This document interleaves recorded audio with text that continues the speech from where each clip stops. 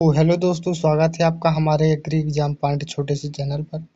तो आज हम कुछ अनुवांशिकी चैप्टर से महत्वपूर्ण कुछ परिभाषाएं या टर्म इस वीडियो के माध्यम से पढ़ेंगे, जो कभी कभी एग्जाम में पूछ दी जाती हैं। यह वीडियो उन्हें स्टूडेंट के लिए है जो जेनेटिक्स पढ़ रहे हैं। तो चलते हैं, देखिए पहला है जीन, जिसको मेंडल ने सबसे पहले कारक कहा था। फिर कारक मेंडल ने कहा, फिर इसके बाद जोहानसन नामक वैज्ञानिक आए। उन्होंने जीन को कारक को जीन कहा था, जीन नाम दिया था। पूछा जा सकता है कि जीन नाम किसने दिया जीन का, तो जोहानसन नामक वैज्ञानिक ने। तो यह एक प्रकार से वंशानुक्रम की इकाई है जो गुणसूत्र पर एक निश्चित स्थान घेरती है, किसी विशेष लक्षण को नियंत्रित करती है।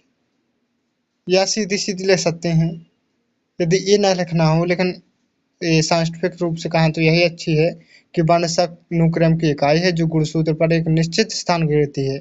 जहां वो रहता होगा जीन गुणसूत्र पर, तो स्थान तो घेरेगा, और किसी विशेष लक्षण को नियंत्रित करता है, वो जीन कहलाता है।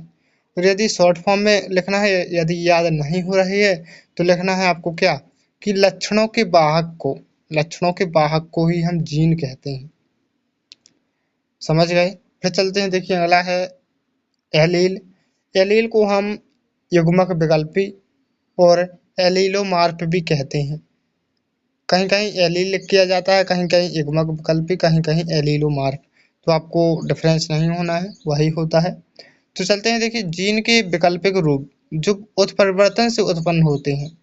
जीन के वैकल्पिक रूप कुछ होते हैं जो उत्परिवर्तन से उत्पन्न होते हैं। उत्परिवर्तन को क्या कहते हैं, म्यूटेशन से उत्पन्न होते हैं और समजात गुणसूत्रों पर एक ही स्थान पर पाए जाते हैं। और जो समजात गुणसूत्र होते हैं, समजात गुणसूत्र क्या होते हैं, वे होते हैं जिन पर जो जीन होते हैं समान स्थान पर होते हैं, उसे समजात गुणसूत्र कहते हैं। और एलील एलील जो होते हैं जीन के वैकल्पिक रूप जो उत्परिवर्तन से उत्पन्न होते हैं और समजात गुणसूत्रों पर एक ही स्थान पर पाए जाते हैं, उन्हें हम एलील कहते हैं। ठीक है। समजात गुणसूत्र को होमोलोगस क्रोमोसोम भी कहते हैं। फिर चलते हैं, देखिए अगला है प्राबल्य या डोमिनेंस क्या है। तो यह एक प्रकार का कह सकते हैं एलील कह सकते हैं, जो विषम युग्मजी अवस्था में भी अपना गुणात्मक प्रभाव दिखाता है।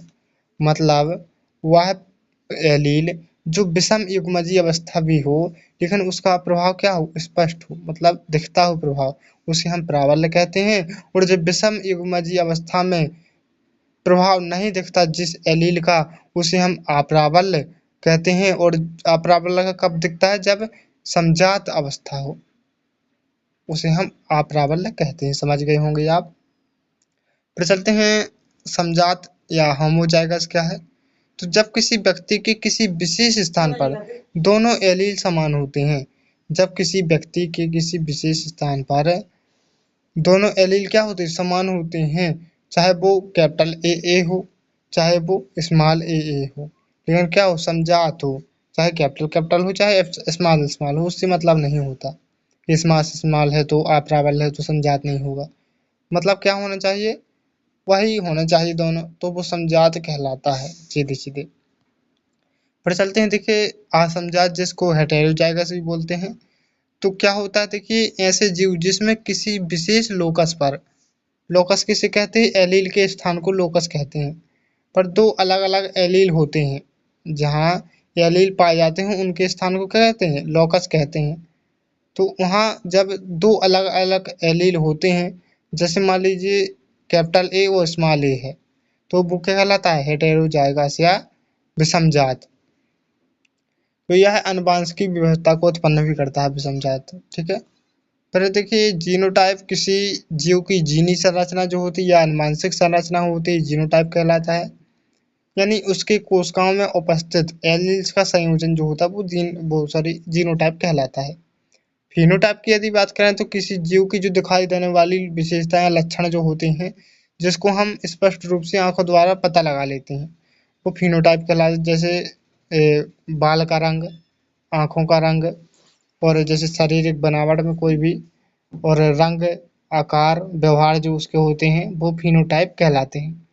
यह उसके जीनोटाइप और पर्यावरण की परस्पर क्रिया से निर्धारित होता है।